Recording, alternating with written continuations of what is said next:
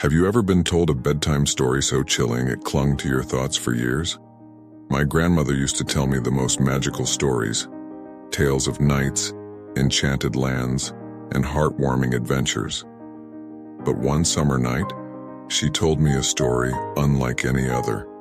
A story about the woods behind her house, about a creature that only appears every 7 years. At the time, I thought it was just another one of her brilliant tales. But years later, on a quiet night in my room, I learned the horrifying truth. Some stories aren't just stories, they're warnings. Like what you see? Don't forget to subscribe to Next Story for more spine-chilling tales and mysterious stories that will keep you up at night. Turn on the notification bell so you never miss a new upload. Let's dive into the darkness together. My grandmother told me a scary bedtime story. Years later, I found out that the story she told me was horrifyingly true. Series I watched from a distance while my grandma and grandpa fished on their lake in the backyard. But one thing confused me. While grandpa cast his line and watched his rod, waiting for the anticipating tug of a fish, grandma's gaze remained fixed across the lake, her head tilted intently towards the dark fringe of woods. I never saw her look at the bobbing lures. She didn't even seem interested in fishing at all. I thought that maybe she just simply enjoyed looking at the trees. But a nagging feeling persisted. There was more to her gaze than a simple love for nature. It was summer break and I decided to spend it at my grandparents' house in Knoxville, Tennessee. They lived in a 2-story house recently built in 2018. It connected directly to a lake, with a dock jutting out on the far right side where my grandpa kept his bass boat. My grandparents were a sweet and quiet couple. They kept to themselves most of the time, living a peaceful life in their little corner of the world. Every summer, though, my visits became a tradition. Grandma's invitation was always an automatic yes, her warm smile and gentle voice a beacon calling me back. There were countless things to love about my grandma, her kindness and generosity at the top of the list. If I wanted something, it was usually an automatic yes from her too. But one of the things I truly cherished most was her stories. Unlike Grandpa, who mostly stuck to tales of his time in the military, exciting stories filled with bravery and adventure, of course, Grandma was a bottomless well of stories. Whether it was a funny story from her childhood, a heartwarming story about a kind neighbor, or a fantastical bedtime story that transported me to magical lands, Grandma always had one on hand. She was one of those special grandmas who could weave a story from thin air, her words painting vivid pictures in my mind. Grandpa, on the other hand, was a man of few words. A quiet strength emanated from him, and the stories he did tell were always about his service. He'd talk about the places he'd been, the challenges he'd faced, and the lessons he'd learned. While not as fantastical as Grandma's stories, they held a different kind of magic, a testament to his resilience and the experiences that shaped him. One of the things I always admired about Grandpa was his outdoor skills. He'd tell me most of his knowledge came from his military training, jokingly saying they prepared him for anything. He was a true outdoorsman, the kind of person I'd trust implicitly if we were ever lost in the wilderness. He knew everything about fishing, the best spots on the lake, the best techniques to catch different types of fish. Some of my favorite memories were spent on his boat, cutting through the cool morning water, the sun rising over the horizon, and the gentle hum of the motor a comforting lullaby. Every night, Grandma dipped into her seemingly endless well of stories. I never quite understood how she did it.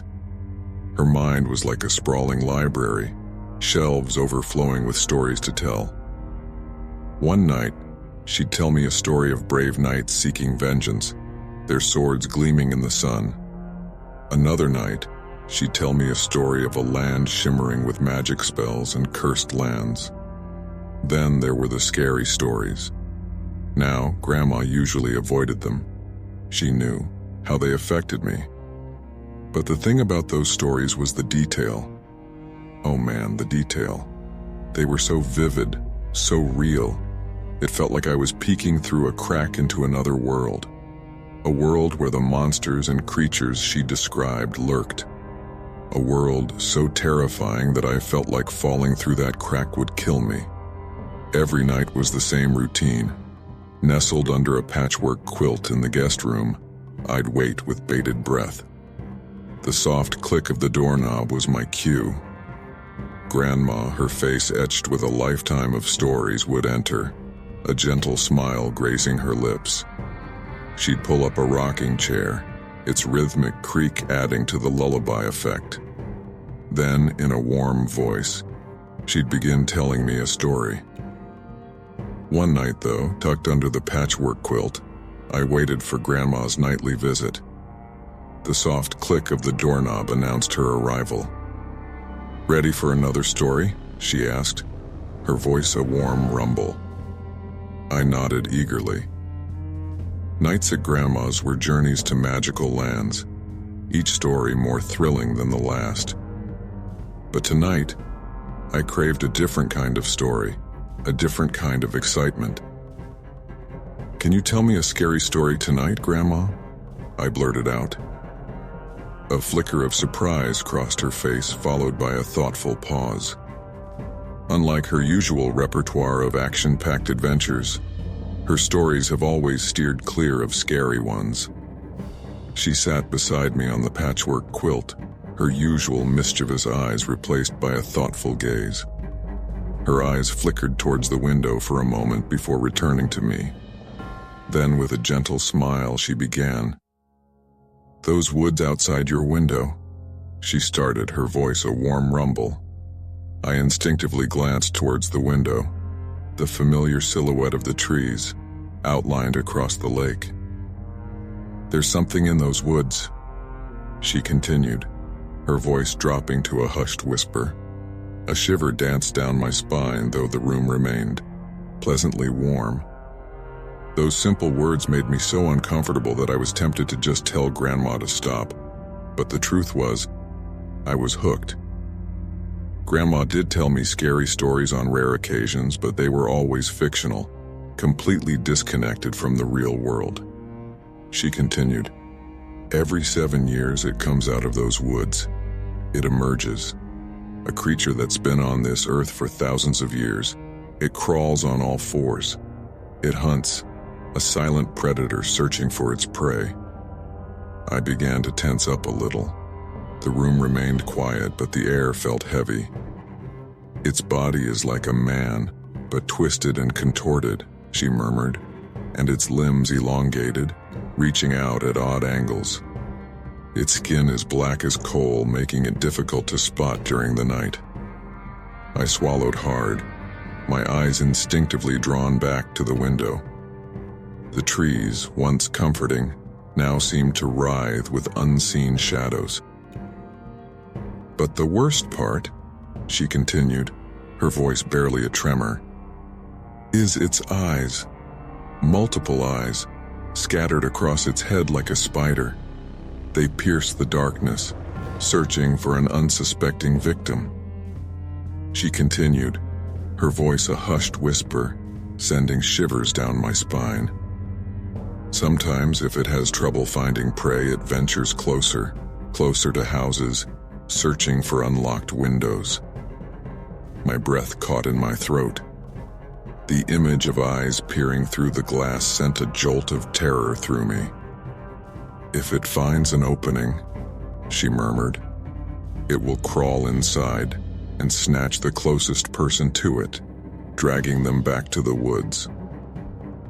I squeezed my eyes shut, the warmth of the quilt a poor barrier against the sudden chill. "It keeps its victims alive for 7 long years," she whispered, "feeding off them slowly until the hunger returns, and it's time to hunt once more." My grip tightened on the blanket, and my knuckles were white. A cold sweat was dripping down my skin. "But don't you worry," she said, her voice gentling. "As long as we keep the windows locked, we'll be safe. And don't forget to do the same at your mom's house." She rose from the quilt, her smile strained at the edges. A smile meant to reassure, but one that couldn't hide the sliver of unease in her eyes. Her movements seemed slow and deliberate as she walked towards the window. My eyes followed her, my heart hammering a frantic rhythm against my ribs. She stared out of the window for a moment, as if checking to make sure the thing wasn't around, and then she checked to make sure the window was locked. Just as she was about to turn away, I blurted out, unable to contain the question that had lodged itself in my throat. "Grandma, have you ever seen it?" She paused for a few moments, a flicker of something unreadable crossing her face before a reassuring smile crept onto her lips. She didn't answer me. She simply leaned down and kissed my forehead, a gesture filled with a strange intensity. "Good night, darling," she whispered. Then, with a gentle click, she shut my door behind her. I was awake for most of that night, staring at the darkened window pane.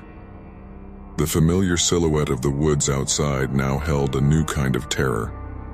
I kept wondering if I would see that face my grandma described, a face with multiple eyes staring back at me. Eventually, exhausted from fear and lack of sleep, my eyelids drifted shut, and I finally drifted off. While I slept, I dreamt of its form shifting and writhing in the darkness. I ran, my legs pumping, but it was like I was running on ice. Panic seized me as the figure lunged, its long arms wrapping around my legs. It dragged me, a rag doll, through the grass, the stench of damp grass filling my nostrils. The woods grew bigger as the thing dragged me there, its jagged edges threatening to devour me whole. I tried to scream, but no sound came out. Just as the branches of the trees were about to engulf me, I jolted awake, gasping for breath. Light streamed through the window, painting familiar shapes on the ceiling. The room held a peaceful stillness. It took several deep breaths to slow the pounding of my heart. Relief washed over me, chasing away the lingering dread. Since that night, despite Grandma's steady stream of new stories, the creature in the woods has remained a constant shadow in the corner of my mind. Thankfully, the nightmares, those terrifying chases through endless woods, didn't last. Slowly, the story faded from memory. A few years later, a different kind of darkness descended upon our family. Cancer, a cruel, selfish thief, stole my grandmother's health bit by bit. She fought for months, but in the end, the disease won. It left a hole in our lives, especially for Grandpa. Now, he lives alone, the silence of the house heavy with her absence. Talking about her seems to bring a fresh wave of pain, etched deep into the lines on his face. Sometimes he murmurs about just waiting for his turn to join her. It's a heartbreaking sight. A man transformed into a solitary figure, simply waiting to die. That year was a blur of grief, a dark tunnel we all had to navigate. But with the love and support of family and friends, we eventually managed to pull through. With each passing year, the grief lessened, but Grandma's memory remained. Then, after another few years, during my senior year in high school, something happened. I walked into the house after a long day. The familiar scent of an empty house greeted me. Mom had already left for work. Pulling my backpack onto my bed, I pulled out my books and settled in for an evening of homework, studying, and the occasional break to watch TV. I shut off the TV, changed into my pajamas, and crawled into bed. Sleep, however, remained elusive. My mind was a tangled mess, tossing and turning over the events of the day. Finally, I peeked at the clock on my desk, its green glow reading almost 3 a.m. Just then, a sound shattered the silence, a sharp tap that echoed through the room. My eyes flew open, snapping towards the window. A wave of ice washed over me, freezing my blood solid. Memories of Grandma's story flooded back. The creature, the woods. There, pressed against the glass, was a form that blocked most of the moonlight from filtering in. If not for the sliver of moonlight peeking in around what was blocking it, I wouldn't have been able to see it at all. Its human-shaped body pressed against the window, and across its head I could have sworn I saw movement, a flicker like multiple tiny insects scurrying across its flesh. Then, a horrifying realization dawned on me. They weren't insects. They were eyelids flickering open and shut, scanning my room with frantic urgency. My breath hitched. Was this a dream? Just then, a shadowy limb, long and impossibly thin, snaked out towards the base of my window. Had I locked the window? The sickening sound of the window as the glass began to slide up hit my ears. Terror choked and screamed in my throat. There are woods behind my mom's house too, and a sickening realization dawned on me. This wasn't just a story. It was real. And it was here. Adrenaline surged through me and my flight or fight responses kicked in. I threw myself out of bed in a desperate scramble. My feet pounded the floor as I bolted towards the door, flinging it open. But my escape was cut short. The door slammed shut in my face, the force of it throwing me backward. A strangled cry escaped my lips as a wave of terror washed over me. My body locked up, and every muscle seized in a silent scream. Somehow, it was now in my room. That fast, it was no longer at the window. It was now above me, above my door. One of its grotesquely long limbs, tipped with a hand like a spider's claw, pressed firmly against the door, pinning me inside. Another seemed contorted at an unnatural angle, its fingers splayed against the wall in a grotesque parody of a grip. The head, if you could call it that, twisted on its neck in a way that defied human anatomy, almost spinning completely around. A chorus of eyes locked onto me. Trapped and alone, I stumbled back, my mind scrambling for any flicker of hope. The second floor was an escape route, but a leap out the window would likely result in injury, leaving me in a vulnerable position. Besides, that's where it probably wanted me. Right next to the door stood my wooden baseball bat. In a desperate lunge, I grabbed it, the wood rough against my grip. With a yell, I swung the bat with all my strength, connecting with a sickening thud. Splinters of wood rained down as the impact sent a tremor through the room. The creature recoiled slightly, its multiple eyes flickering in what might have been surprise. But the silence that followed was the most unsettling part.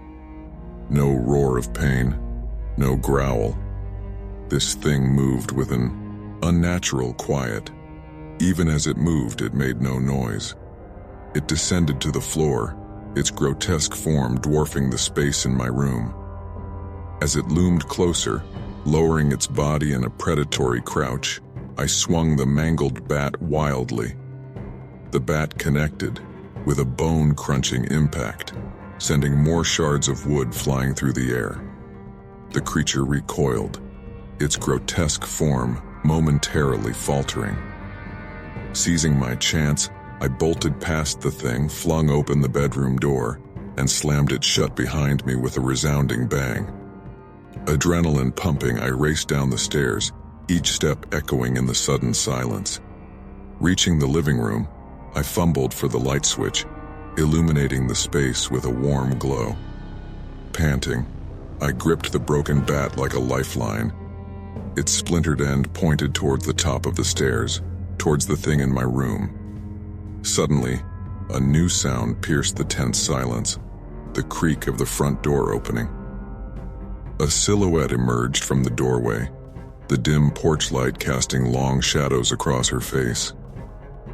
"There you are," my mom's voice laced with exhaustion. "What the hell are you?" The sentence died on her lips, completely cut short. Her eyes widened, but neither she nor I had time to react.